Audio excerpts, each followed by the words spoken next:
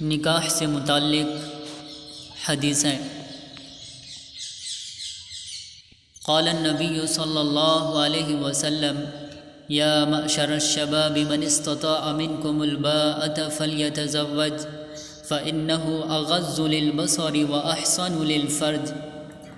اے نوجوانوں کی جماعت، تم میں سے جو شخص نکاح کی استطاعت رکھتا ہو اسے چاہیے کہ نکاح کر لے، کیونکہ نکاح نظر کو جھکانے اور شرمگاہ کی حفاظت کا باعث ہے۔ اسی بنا پر بعض علماء کہتے ہیں کہ نکاح کرنا مسلمان پر فرض ہے، باوجود استطاعت کے نہ کرنا جائز نہیں ہے۔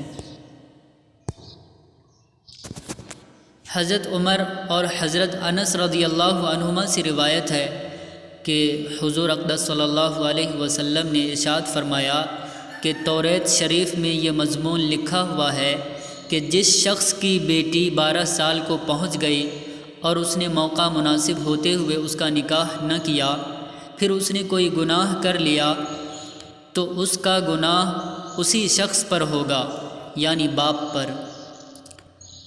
یعنی ایک مرتبہ آپ صلی اللہ علیہ وسلم نصیحتیں فرما رہے تھے، ان میں پہلی نصیحت یہ فرمائی گئی کہ تم میں سے کسی کے یہاں اولاد ہو تو اس کا نام اچھا رکھے۔ بچوں کا اچھا نام رکھنا ماں باپ کی ایک اہم ذمہ داری ہے۔ حدیث پاک میں ہے کہ قیامت کے روز تم اپنے اور اپنے باپوں کے ناموں سے پکارے جاؤ گے، لہٰذا تم اپنے نام اچھے رکھو۔ برا نام حضور صلی اللہ علیہ وسلم کو سخت ناپسند تھا۔ حضرت عائشہ صدیقہ رضی اللہ عنہا بیان فرماتی ہے، ان النبی صلی اللہ علیہ وسلم کان یغیر الاسم القبیح، یعنی حضور اقدس صلی اللہ علیہ وسلم برے ناموں کو بدل دیا کرتے تھے۔ دوسری نصیحت یہ فرمائی تھی کہ اپنے اولاد کو ادب سکھاؤ۔ ادب انسان کے لیے زینت ہے، پسندیدہ اعمال اور بلند اخلاق، یہ سب ادب کے ذیل میں آتے ہیں۔ فرائض کا اہتمام اور ممنوعات سے بچنا آداب عبودیت میں سے ہے۔ یوں ہی انسان کے ساتھ اس طرح پیش آنا کہ انہیں تکلیف نہ ہو، یہ آداب معاشرت میں سے ہے۔ افسوس آج کل کے والدین پر کہ خود بھی اور اپنے بچوں کو بھی یورپ اور امریکہ جیسی بے حیا قوموں کی طرز زندگی کو اپناتے اور سکھاتے ہیں اور اس پر فخر کرتے ہیں۔ اللہ تعالیٰ ایسے افراد کو عقل سلیم سے نوازے۔ آپ صلی اللہ علیہ وسلم نے تیسری نصیحت یہ فرمائی تھی کہ جب اولاد بالغ ہو جائے تو اس کا نکاح کر دیا جائے۔ آج کل اس نصیحت سے بہت غفلت برتی جا رہی ہے۔ انگریزی پڑھانے اور بڑی بڑی ڈگریاں حاصل کرانے کے شوق میں لوگوں نے اس نصیحت کو پس پشت ڈال رکھا ہے، مگر نکاح تاخیر سے ہونے پر جو برائیاں جنم لے رہی ہے اس سے کوئی عقل سلیم رکھنے والا انسان انکار نہیں کر سکتا۔ حضرت عمر اور حضرت انس رضی اللہ عنہما سے روایت کردہ حدیث میں یہ نصیحت کی گئی کہ جس کی لڑکی 12 سال کو پہنچ گئی اور اس کا نکاح نہ کیا اور اس سے کوئی گناہ سرزد ہو گیا تو اس کا گناہ باپ پر ہوگا۔ 12 سال کی عمر اس لیے بتائی گئی، عام طور پر بالغ ہو جاتی ہے 12 سال کی عمر میں بچیاں، اس لیے اس عمر کا ذکر کر دیا گیا۔ ایک روایت ہے کہ اللہ تعالیٰ، فرشتے اور تمام لوگ اس پر لعنت کرتے ہیں جو شادی نہ کرے، اور حضرت یحییٰ بن زکریا علیہ السلام کے بعد کوئی بھی شخص عورتوں سے الگ رہنے والا نہیں ہوا۔ امام بہقی نے ایک روایت نقل کی ہے کہ عکاف نامی ایک شخص رسول اللہ صلی اللہ علیہ وسلم کی خدمت میں حاضر ہوا تو آپ صلی اللہ علیہ وسلم نے فرمایا، اے عکاف، کیا تیری بیوی ہے؟ اس نے عرض کی نہیں۔ فرمایا لونڈی بھی نہیں؟ عرض کی نہیں۔ فرمایا تو تندرست اور خوشحال ہے؟ عرض کی ہاں الحمدللہ۔ تو فرمایا تو شیطان ہے، یا تو نصرانیوں کے راہبوں میں سے ہو جا یا ہم میں سے ہو جا، اسی طرح کر جس طرح ہم کرتے ہیں۔ کیونکہ ہماری سنت نکاح ہے۔ جو تم میں سب سے ذلت والی موت اس کی ہوگی جو تنہائی کی زندگی بسر کرتا ہے۔ کیا تم شیطان کے ساتھ دل لگی کرتے ہو؟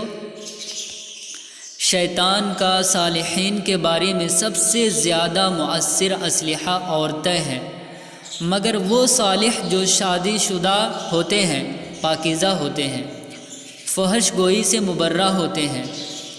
اے اوقاف، تجھ پر افسوس، شادی کر، کیونکہ یہ عورتیں حضرت داؤد علیہ السلام، حضرت ایوب علیہ السلام، حضرت یوسف علیہ السلام اور کرسف والیاں ہیں۔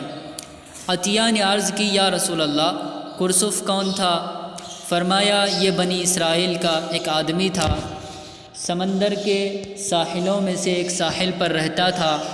وہ دن کو روزہ رکھتا، رات کو عبادت کرتا، روزے اور نماز نہ چھوڑتا۔ پھر ایک عورت کی وجہ سے اللہ کا انکار کر بیٹھا۔ جس عورت سے اس نے عشق کیا تھا اور اپنے رب کی عبادت کو ترک کر دیا تھا، اللہ نے اس کے سابقہ عمل کی وجہ سے دامن رحمت میں لے لیا۔ اللہ نے اس پر نظر رحمت فرمائی، تو افسوس، شادی کر لے، ورنہ تو متذبذب لوگوں میں سے ہو جائے گا۔ حضرت ابو ذر اور حضرت عطیہ بن بشر رضی اللہ عنہم اجمعین سے روایت ہے کہ رسول اللہ صلی اللہ علیہ وسلم نے ارشاد فرمایا، نکاح ہماری سنت میں سے ہے۔ تم میں شریر وہ ہیں جو تم میں غیر شادی شدہ ہیں، اور تم میں گھٹیا درجے کے مردے وہ ہیں جو تم میں غیر شادی شدہ ہیں۔ امام عبد الرزاق نے حضرت عمر بن خطاب رضی اللہ تعالی عنہ سے روایت نقل کی ہے، انہوں نے ایک آدمی سے کہا، تو نے شادی کی ہے؟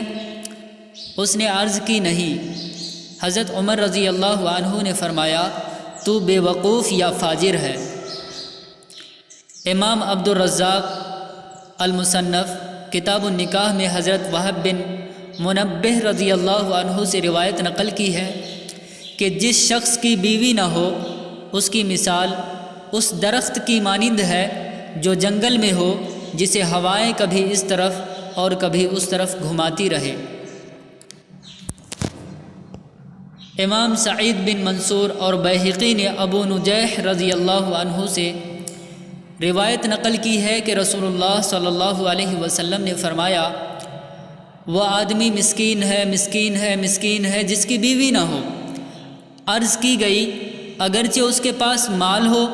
فرمایا، اگرچہ کہ وہ مال کی وجہ سے غنی ہو، مالدار ہو۔ فرمایا، وہ عورت جس کا خاوند نہ ہو وہ مسکین ہے، 3 مرتبہ۔ عرض کی، یا رسول اللہ، اگرچہ وہ غنی ہو اور کثیر مال رکھتی ہو؟ فرمایا، اگرچہ وہ ایسا ہی ہو۔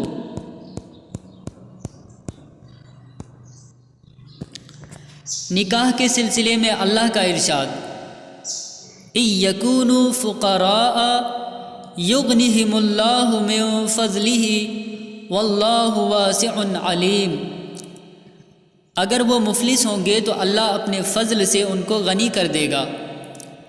اللہ وسیع علم رکھنے والا ہے۔ اس میں ان غریب، فقیر، مسکین مسلمانوں کے لیے بشارت ہے جو اپنے دین کی حفاظت کے لیے نکاح کرنا چاہتے ہیں مگر وسائل مالیہ ان کے پاس نہیں ہے، کہ جب وہ دین کی حفاظت اور سنت رسول صلی اللہ علیہ وسلم پر عمل کرنے کی نیت سے نکاح کریں گے تو اللہ ان کو مالی غنا بھی عطا فرما دیں گے۔ یعنی جب وہ سنت پر عمل کرنے کی نیت سے نکاح کرے گا تو اللہ تعالیٰ انہیں اپنے فضل سے مالدار بھی کر دے گا۔ اور اس میں ان لوگوں کو بھی ہدایت ہے جن کے پاس ایسے غریب لوگ منگنی لے کر جائیں کہ وہ محض ان کے فی الحال غریب فقیر ہونے کی وجہ سے رشتے سے انکار کر دیں۔ مال آنے جانے والی چیز ہے، اصل چیز صلاحیت عمل ہے۔ اگر وہ ان میں موجود ہے تو ان کے نکاح سے انکار نہ کریں۔ حضرت عبداللہ بن عباس رضی اللہ عنہما نے فرمایا کہ اس آیت میں اللہ نے سب مسلمانوں کو نکاح کرنے کی ترغیب دی ہے۔ اس میں آزاد غلام سب داخل ہیں، اور نکاح کرنے پر ان سے غنا کا وعدہ فرمایا ہے۔ اور ابن ابی حاتم نے حضرت صدیق اکبر رضی اللہ عنہ سے نقل کیا ہے کہ انہوں نے مسلمانوں کو خطاب کر کے فرمایا کہ تم نکاح کرنے میں اللہ کے حکم کی تعمیل کرو تو اللہ نے جو وعدہ غنا عطا فرمانے کا کیا ہے وہ پورا فرما دیں گے۔ پھر یہ آیت پڑھی اِن یکونوا فقراء یغنہم اللہ، اور حضرت عبداللہ بن مسعود رضی اللہ عنہ نے فرمایا کہ تم غنی ہونا چاہتے ہو تو نکاح کر لو، کیونکہ اللہ نے فرمایا ہے اِن یکونوا فقراء یغنہم اللہ۔ مگر یہ یاد رہے کہ نکاح کرنے والے کو غنی اور مال عطا فرمانے کا وعدہ اللہ کی طرف سے اسی حال میں ہے جبکہ نکاح کرنے والے کی نیت پاک دامنی، نظر کی حفاظت اور سنت پر عمل کرنے کی ہو، پھر وہ اللہ پر توکل بھی رکھتا ہو، تب یہ وعدہ ہو سکتا ہے۔ حدیث میں ہے ثلاثۃ حق علی اللہ عونہم، تین اشخاص ایسے ہیں کہ ان کی مدد اللہ کے ذمے ہے۔ اس میں سے ایک ہے وہ نکاح کرنے والا جو پاک دامنی کا طالب ہو، دوسرا وہ مکاتب غلام جو مال ادا کر کے آزاد ہونا چاہتا ہو، اور تیسرا اللہ کی راہ کا مجاہد۔